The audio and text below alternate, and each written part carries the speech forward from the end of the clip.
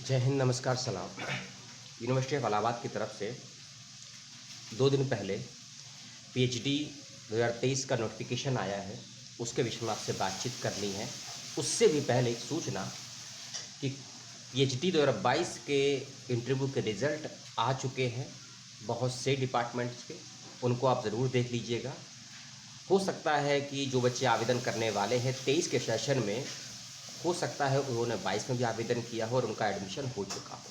तो अगर आपने रिज़ल्ट नहीं देखा है अपने अपने कोर्सेज़ के डिपार्टमेंट का, तो उसको ज़रूर देख लीजिएगा, क्योंकि लास्ट में अभी 12 अक्टूबर को ही हिंदी डिपार्टमेंट का रिज़ल्ट आया है। ठीक है, तो आपका जो भी डिपार्टमेंट है, अगर आपका सिलेक्शन हुआ है तो उसको चेक कर लीजिएगा और कमेंट करके ज़रूर बताइएगा कि आपका चयन किस डिपार्टमेंट में हुआ है। और यदि आपका चयन नहीं हुआ है तो ये 23 का फॉर्म आप ज़रूर भरिएगा। अभी केवल नोटिफिकेशन आया है, पूरी डिटेल नहीं आई है वेबसाइट पर। तो वीडियो का सेकंड वाला पार्ट ज़रूर देखिएगा अगर आपको ज़रूरत लगे तो। ठीक है, अब बात करते हैं 23 की। नोटिफिकेशन अधूरा है, पूरा नहीं है, तो सवाल को सोच समझकर कमेंट बॉक्स में छोड़िएगा। जो इन्फॉर्मेशन आपको दी जाएगी उसको लेकर सवाल करेंगे तो ज़्यादा बेहतर होगा मेरे लिए जवाब। 26 और 16, 26 अक्टूबर और 16 नवंबर और 15 नवंबर, ये 3 डेट्स क्या हैं मैं आगे बताऊंगा, लेकिन कुछ बातों को उससे पहले जान लीजिए। लास्ट ईयर जो पीएचडी का फॉर्म आया था क्रेट का 22 का, CRET वाला, क्रेट बोलते हैं, और जो अभी वाला फॉर्म आया है थोड़ा सा परिवर्तन है एग्जाम्शन कैटेगरी को लेकर और थोड़ी सी फीस को लेकर और सीट को लेकर। लास्ट ईयर फीस रखी गई थी 1600 रुपये, 1600 रुपये फीस रखी गई थी जनरल की, ओबीसी और ईडब्ल्यूएस की। इस साल इसको बढ़ाकर 1800 कर दिया गया। और SC ST PWD की फ़ीस लास्ट ईयर थी 800 रुपये, इसको बढ़ाकर 850 कर दिया। ठीक है, एग्जाम्शन में भी कुछ परिवर्तन है, उसकी बात हम करेंगे आगे इसी वीडियो में। अब वीडियो को शुरू करेंगे एक सिलसिलेवार तरीके से। कुछ सवाल, शंका, जिज्ञासा हो, सुझाव हो, कमेंट बॉक्स में डाल दीजिएगा। 1148 इतने सीटों पर आपको आवेदन मांगे गए हैं इलाहाबाद सेंट्रल यूनिवर्सिटी की तरफ से। 1148, इन 1148 में से 733 सीट्स जो है वो यूनिवर्सिटी ऑफ इलाहाबाद के अंतर्गत निकाली गई हैं, और साथ ही साथ में 451 415 सीटें इलाहाबाद यूनिवर्सिटी जो अपडेटेड कॉलेजेस हैं, संस्थान है, सेंटर है, उसके अंडर निकाली गई हैं। 415 सीटें आउट ऑफ कैंपस और साथ ही साथ 733 सीटें अंडर कैंपस निकाली गई हैं। विभाग के अनुसार और साथ साथ विषय के अनुसार कितनी सीटें किस केंद्र में है, संस्थान में है, वो अभी नहीं आई है, क्योंकि प्रोस्पेक्टर नहीं आया है वेबसाइट पर। जब आएगी वो सूचना तो अगले वीडियो में उसकी बात कर लेंगे। दूसरी बात, एग्जामिनेशन का क्राइटेरिया थोड़ा सा बदला गया है, या कहें कि बहुत ज़्यादा बदला गया है। क्या बदला गया उसको सुन लीजिए। ऐसे आवेदनकर्ता जो यूनिवर्सिटी ऑफ इलाहाबाद में टीचर्स फैकल्टी में काम करते हैं, या टीचर हैं, असिस्टेंट हैं, या कहीं कॉन्ट्रैक्ट पे हैं, ऐसे आवेदनकर्ता। साथ ही साथ ऐसे आवेदनकर्ता जो आर्म फोर्स में तैनात हैं, यानी कि सेना के अधिकारी हैं, कर्मचारी नहीं अधिकारी हैं, और टीचर्स हैं कहीं यूनिवर्सिटी ऑफ इलाहाबाद में या उसके संबंधित अपडेटेड कॉलेजेस में। इन 2 कैटेगरी के आवेदनकर्ताओं को प्रवेश परीक्षा नहीं देनी है। प्रवेश परीक्षा से एग्जाम्पशन रखा गया है, यानी कि हम क्रेट लेवल 1 की परीक्षा बोलते हैं, वो नहीं देनी है।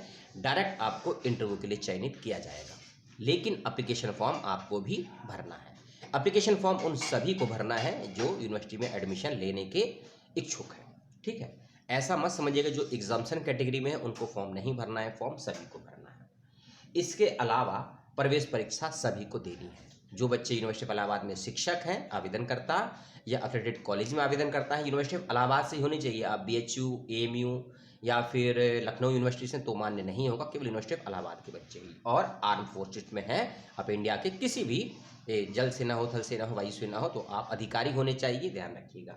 एज का क्राइटेरिया क्या है और कितना एक्सपीरियंस मांगा गया है, उसकी जानकारी जब प्रोस्पेक्टर आएगा तभी मैं आपको दे पाऊंगा, और कितना एग्जाम्पशन मिला है कैटेगरी वाइज वो भी मैं आपको दे पाऊंगा एज के अंतर्गत। ठीक है, इसके अलावा जो बच्चे ICHR, ICPR, ICSSR और ICAR, ICMR, NET, JRF, GATE, SET, SLET इन परीक्षाओं को पास किए हुए हैं, साथ ही साथ NFSC, NFOBC, RFST, RJNF, MNF, ये सब जो नेशनल लेवल की परीक्षाएं होती हैं आपने इनको पास करा होगा, और नेट JRF भी इसमें है। इन सभी को प्रवेश परीक्षा देनी है, इनको किसी प्रकार का एग्जाम्पशन नहीं दिया गया है। अगर आप सोचेंगे कि ये सब परीक्षाओं देने के बावजूद तो एग्जाम्शन मिलता है, यूजीसी का नियम है, लेकिन यूजीसी के नियम से ऊपर भी कुछ संस्थाएं हैं इस देश में जिसको हम स्टेट्स बोलते हैं, राज्य बोलते हैं। और आर्टिकल 246 भारतीय संविधान के अनुसार शिक्षा का अधिकार या शिक्षा पर कानून और उस पर नियम कानून बनाने का अधिकार राज्य को दिया गया है राज्य सूची में, है ना, आप सभी जानते होंगे। तो इसीलिए शिक्षा में क्या बदलाव करने हैं स्टेट में, स्टेट ही तय करता है, ऊपर से राज्यपाल दे दिया गया है, ठीक है। अगर 2021 के नॉर्म्स आपने पढ़े हों, जब एजुकेशन पॉलिसी लागू हो रही थी एनईपी, तब ये नॉर्म्स दिए गए थे कि यूनिवर्सिटीज़ को ये अधिकार है नियमों में परिवर्तन करने का अपने अनुसार, जो उनको ठीक लगता है, इसे ऑटोनोमस बोल देते हैं, ठीक है। तो उसी नियम के तहत ये नियम है कि यूनिवर्सिटी चाहे तो एग्जाम्शन दे, चाहे तो नहीं दे, क्योंकि इसी सब क्राइटेरिया के आधार पर net, JRF, gate, set, ICSR अलग जगह पर यूनिवर्सिटीज़ में आपको एग्जाम्शन मिलता है, लेकिन इलाहाबाद यूनिवर्सिटी में नहीं है। इस बात को ध्यान से समझिएगा, ठीक है। नोटिफिकेशन का लिंक मैं आपको वेबसाइट से खोज कर दे दूंगा, हिंदी का भी इंग्लिश का भी। धैर्य से तसल्ली से पढ़ लीजिएगा, और समझने में दिक्कत हो कमेंट करके पूछ लीजिएगा यूनिवर्सिटी से आपके, मुझसे। मैंने आपको पहले डेट्स बताई थी 26, 15 और 16। 26 अक्टूबर का पहला मतलब है ये कि आज है 26 अक्टूबर जब वीडियो शूट हो रहा है, लेकिन अभी तक वेबसाइट पर एप्लीकेशन फॉर्म को फिलअप करने का लिंक जनरेट नहीं किया गया है, इसका ध्यान रखिएगा। लेकिन पोर्टल का लिंक मैं आपको दे दूंगा। हो सकता है वीडियो शूट करते वक्त ऑपरेट करने का लिंक स्टार्ट कर दिया हो, ठीक है, लेकिन 26 अक्टूबर से फॉर्म भरे जाएंगे। 15 नवंबर 2023। कमेंट करके बताइएगा कि 26 नवंबर 1949 को क्या हुआ था भारत में। जवाब देंगे तो अच्छा लगेगा, है ना, संविधान से संबंधित दिन है। 15 नवंबर को फॉर्म भरने की लास्ट डेट है रजिस्ट्रेशन करने की, ठीक है, फिलअप करने की, लेकिन सबमिट करने की डेट नहीं है। फॉर्म में रजिस्ट्रेशन करने की डेट है 15 नवंबर, लेकिन अगर आप 15 नवंबर को फॉर्म रजिस्ट्रेशन नहीं करते हैं तो आप 16 को रजिस्ट्रेशन नहीं कर पाएंगे।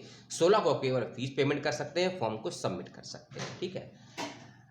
तो कोशिश करके 15 से पहले कर देंगे तो अच्छा, क्योंकि 1 से 2 दिन जो लास्ट के होते हैं वेबसाइट हैंग हो जाती है, जानकारियाँ सबमिट नहीं हो पाती हैं, करेक्शन नहीं हो पाता है।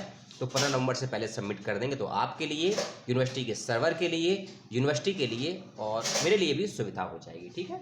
तो 15 नवंबर तक फॉर्म भर दीजिएगा। फॉर्म ऑनलाइन होगा, ध्यान रखिएगा।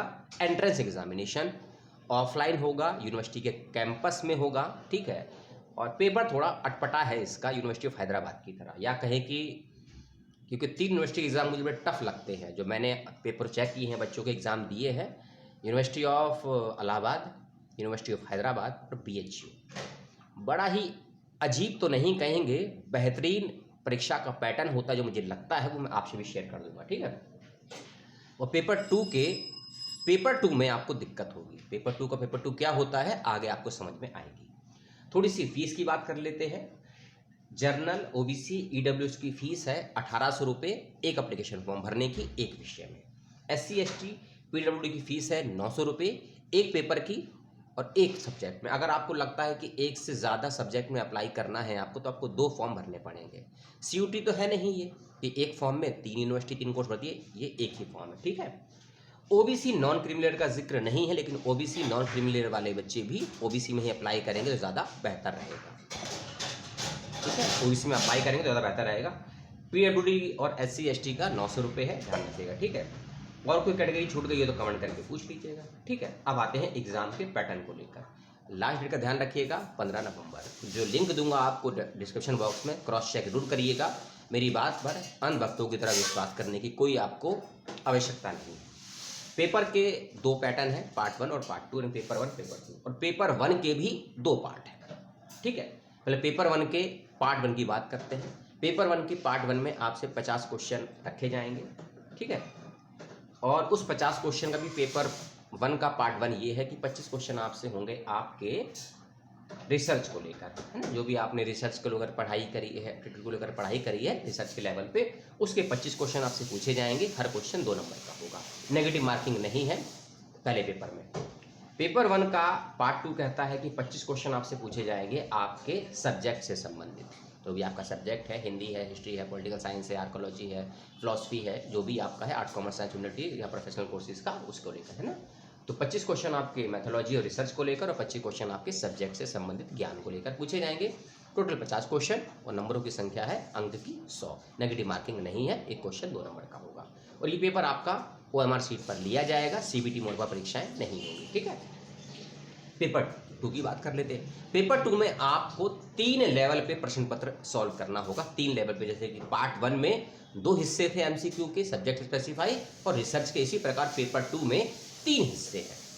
3 हिस्से क्या है? Small, medium and long. Small, medium यानी कि लघु, अति लघु और लघु उत्तरीय प्रश्न, है ना।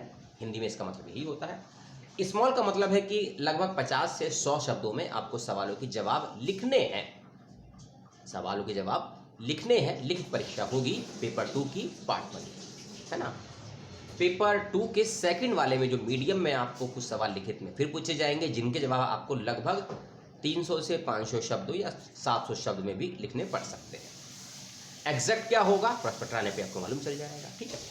Level 3 long answer type question में 4 या 5 क्वेश्चन होंगे, उसमें से 2 या 3 क्वेश्चन आपको करने होंगे और 500 या 1000 शब्दों में या 800 से 1000 शब्दों में आपको उसके उत्तर देने होंगे। और ये जो पेपर 2 है आपका पूरा लिखित में होगा। मीडियम, स्मॉल और लॉन्ग आंसर टाइप के क्वेश्चन आपको लिखित में ही करने पड़ेंगे। और सेम यही पैटर्न बीएचयू के लेवल में भी होता है, क्योंकि आप तो बीएचयू क्योंकि अभी पेपर कराएगा अपना, अलग से करवाया करना, आप सभी जानते हैं, नेट जेआरएफ वाला, आपको मालूम चल जाएगा। एक बात और, जो बच्चे सोशल साइंस के सब्जेक्ट में अप्लाई करेंगे उनकी परीक्षाएं दोनों मीडियम में होने की संभावनाएं बहुत ज़्यादा है। लैंग्वेज के पेपर अपने लैंग्वेज में ही होंगे, साइंस के पेपर सारे अंग्रेजी में होंगे, इसका ख्याल रखिएगा, ठीक है। पुराने क्वेश्चन पेपर इलाहाबाद यूनिवर्सिटी की वेबसाइट पर नहीं है तो कमेंट करके मत पूछिएगा, लेकिन अपनी तरफ से पूरी कोशिश करेंगे कि आपको पेपर के पूर्व के विषय में कुछ जानकारी दी जा सके। और सिलेबस क्या होगा उसकी बात भी हम अगले वीडियो में ही करेंगे आपसे, और सीट्स को लेकर भी बात करेंगे अगले वीडियो में, फेलोशिप को लेकर बात करेंगे अगले वीडियो में, और जब फॉर्म भरना स्टार्ट हो जाएगा क्या कुछ समस्या है, क्या कुछ नए टेक्निकल इश्यूज आ रहे हैं, उसकी बात करेंगे अगले वीडियो में। तो इलाहाबाद यूनिवर्सिटी का 2023 और 24 के सत्र का ये फॉर्म है, जिसकी जानकारी आपको दी, उसको जरूर ध्यान से भर दीजिएगा। आज के डेट में फॉर्म भरना स्टार्ट हो जाएंगे। मेरे लिए कोई सुझाव है आपके पास, कोई सवाल है, कोई जिज्ञासा है, उसको जरूर पूछिएगा। अपना का ख्याल रखिएगा और पुस्तक और परिवार का ध्यान रखेंगे तो ज़्यादा बेहतर रहेगा। अध्ययन करिए, उससे ज़्यादा अभ्यास करिए। अभ्यास करने का उसको अप्लाई फॉर्म में लागू करिए सोसाइटी में अपने ऊपर, और अपने ज्ञान के संवर्धन को विकसित करने का पूरा प्रयास करिए प्रतिदिन प्रतिपल। जय हिंद, दुआ सलाम।